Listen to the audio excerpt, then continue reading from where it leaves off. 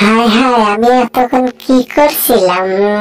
মাথা কি আমার ঠিক আছে? এটাকে জেরি, এটা কি করতেছে? হায় হায়, জেরি দেখি অনেক মজা নিচ্ছে দৌড়ায় দৌড়ায়। হাই জেরি, কি হয়েছে? হাঁপায়ে গেছো কেন তো? আরে টম, বলিও না, খুব জ্বরে আছি। ঠিসা, দৌড়া দৌড়া দৌড়া জেরি। টম, দৌড়া দৌড়া। টম, তুমি আমার সাথে খুব ফাজলামো করছো। আমি এত ছোট মানুষ হয়ে এইটুকু এত বড় একটা জিনিস কি আমি নিতে পারি? ফাজিল, আমার খুব কষ্ট হচ্ছে না। এই বোতলটা সরাতে হবে, এটা একটু সরে নিয়ে যে জায়গাটা একটু ক্লিয়ার করতে হবে। এটা তো পোকা, বিষাক্ত পোকা।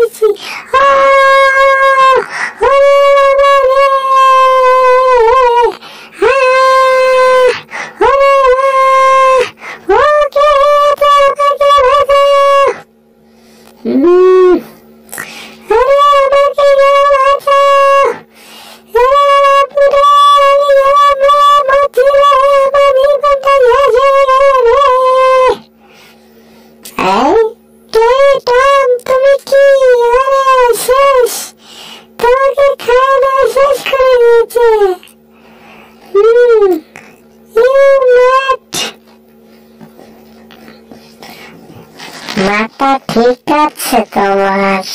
মাথা তো অনেক জ্বালাতন করেছে। এই যে স্যার, আপনার বার্থডে কেক এত সুন্দর করে আমি তৈরি করে এনেছি। টম, টম, এটা কি করছো? তুমি বার্থডে কেক কোথায় থেকে আনছো? আমি জানতে পারি কি তুমি এটা কোথায় থেকে বানালা? স্যার, আমি নিজে বানাইছি। দেখুন, আমি অনেক পারদর্শী কারিগর। আমি এটা বানাইছি আপনাদেরকে বার্থডে উপহার কি দেবো? আমি তো কিছু দিতে পারবো না, তো আমি কেকটা বানাইছি। তো দেখেন কেকটা। হ্যাঁ টম, তুমি অনেক ভালো কাজ করেছো। তুমি এটা ফ্রিজে রাখো, ঠিক আছে? এরপরে আমি মোমবাতি নেব। মোমবাতি নিয়ে তারপরে এটা আমি আবার নিয়ে আসবো। কি হলো? ভালো না? এই টম, তুমি কি করছো? এটা বার্থডে কি তোমার না কারো? স্যার, জীবনটাই বেদনা স্যার। এত কষ্ট করে বানাইলাম, বলতে পারবো না আমি আজকে কোথায় আসলাম। এটা কি? ও বাপরে বাপ, হায় হায়, আমার জ্বালা। Mat, you mat, is, hi hi.